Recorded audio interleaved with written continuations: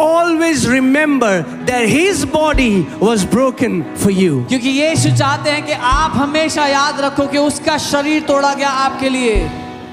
क्यों उसका शरीर तोड़ा गया आपके लिए? Why was his body broken for you? उसका शरीर आपके लिए तोड़ा गया कि आपका शरीर ना तोड़ा जाए। His body was broken for you so that your body would not be broken. He wants you to live in continual awareness. वो चाहता है आप निरंतर इस चेतना में जियो। Jesus said, "My body is bread." यीशु ने कहा मेरा शरीर जो है वो रोटी है। कितने लोग रोटी खाते हैं रोज? मुझे अपना हाथ दिखाओ। रोज रोटी खाते हो? Every day. तो कुछ कहना चाह रहा है यीशु। प्रकाशन है, रीति रिवाज नहीं दे रहा। Jesus is trying to give a revelation, not वो a बताना tradition. चाह रहा है कि हर समय जब रोटी तोड़ो तो ये बात तुम्हारे चित्त में समा जाए कि मेरी देह वो रोटी थी जो तुम्हारे लिए तोड़ी गई है। He said every time you eat, every time you break bread, this awareness should come to you that my body is that bread that is broken for you. Hallelujah. हर समय जब रोटी तोड़ो, आपके अंदर आए यीशु, मेरा यीशु, उसकी देह मेरे लिए तोड़ी गई, उसका लहू मेरे लिए बलिदान हुआ। दिन में जब रोटी तोड़ो, मेरा यीशु, उसकी देह मेरे लिए तोड़ी गई, उसका लहू मेरे लिए बहा। Every time you eat bread, with every time you break bread, you should have this awareness, my Jesus was sacrificed for me. Amen.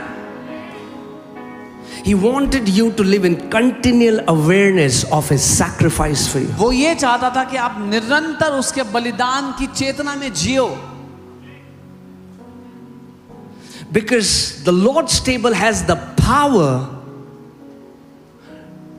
that you will not be weak, you will not be sick, and you will not die before your time. क्योंकि प्रभु की मेज में वो सामर्थ्य है कि आप कमजोर नहीं होंगे, बीमार नहीं होंगे, अपने समय से पहले मरेंगे नहीं।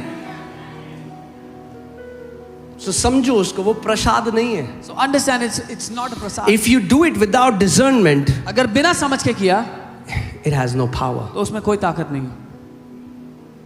So they did not discern.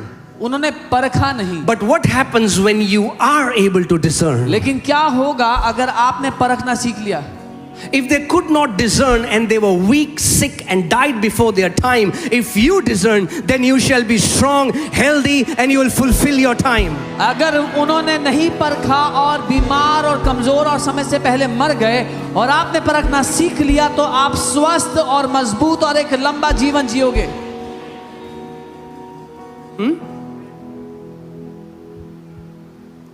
Can I tell you this? And this applies to me. This I am just saying this.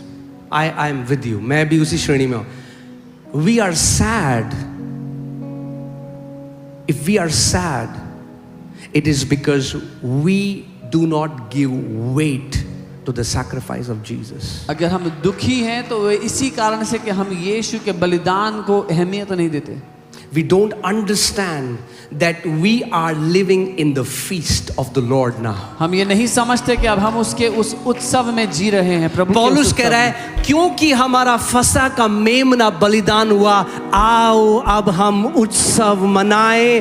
क्योंकि हे मृत्यु तेरा डंक कहाँ रहा, हे मृत्यु तेरी जय कहाँ रही?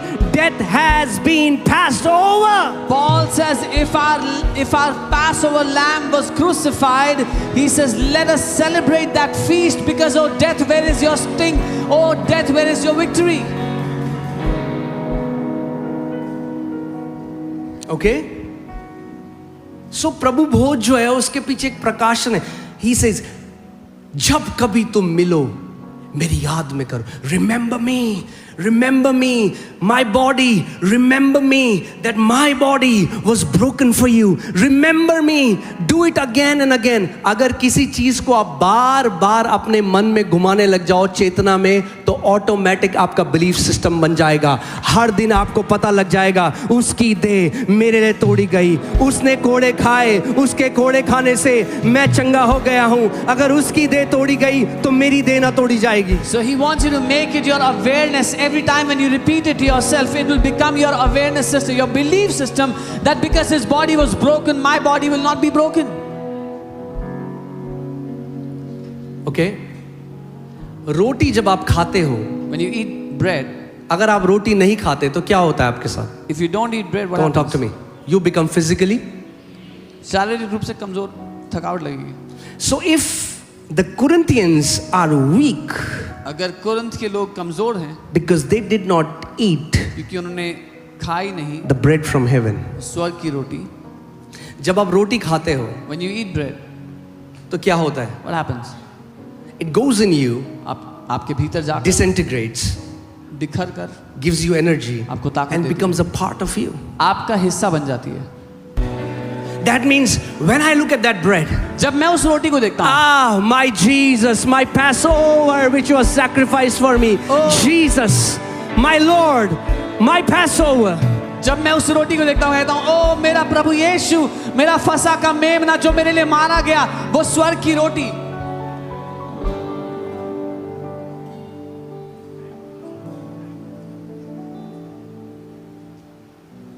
The problem is because there is no revelation, दिक्कत ये है कि प्रकाशन नहीं है. we have made communion a place of qualifying and disqualifying people according to their performance. हमने प्रभु भोज को वो स्थान ठहरा दिया है जहां से हम लोगों को योग्य या अयोग्य ठहराते हैं उनके कर्मों के हिसाब से. Where the Bible says not one is righteous, no one. It is only by grace and grace alone we have been sanctified. जबकि बाइबल कहती है कि कोई भी लायक नहीं है, कोई भी योग्य नहीं है, केवल अनुग्रह के कारण ही हम पवित्र किए गए हैं. So जब मैं प्रभु भोज के मेज के सामने आता हूँ So when I come before the table of the Lord, और अगर मैं अपने आप को देखूं, and if I look at myself,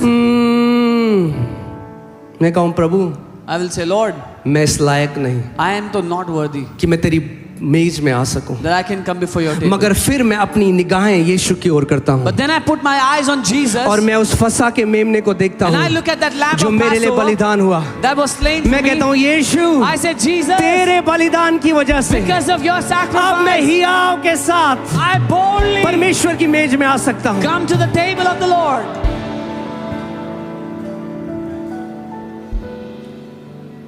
Amen. See, what people don't understand is जो लोग नहीं समझते वो ये है. जब यीशु ने प्याला दिया, When Jesus gave the he cup, did not just say this is my blood. उसने ये नहीं कहा ये मेरा खून है. If he would have said that, that would have been awesome. अगर ये कहा होता तो अच्छा होता. But he said, this is my blood in the new covenant. That means every time you drink the blood, you know I am in new covenant. I am in new covenant. I am not in old covenant. I am in new covenant. Every time I eat the body, every time I drink the blood, I know I am in new covenant. उसने कहा जब कभी तुम ये प्याले से पियो तो तुम्हें याद दिलाना चाहिए कि मैं पुरानी वाचा में नहीं हूँ, मैं नई वाचा में हूँ. ये नई वाचा का लहू है, मैं This पुराने is में not नहीं. the blood of the old covenant. ये पुरानी This वाचा का is नहीं. the blood of the new ये covenant. नई वाचा का लहू है. पुराने वाचा का लहू पापों को ढांपता था 1 साल के लिए. नई वाचा के लहू ने पापों को हमेशा के लिए मिटा दिया है. The blood of the old covenant covered the sins for the year, but the blood of the new covenant has wiped them out.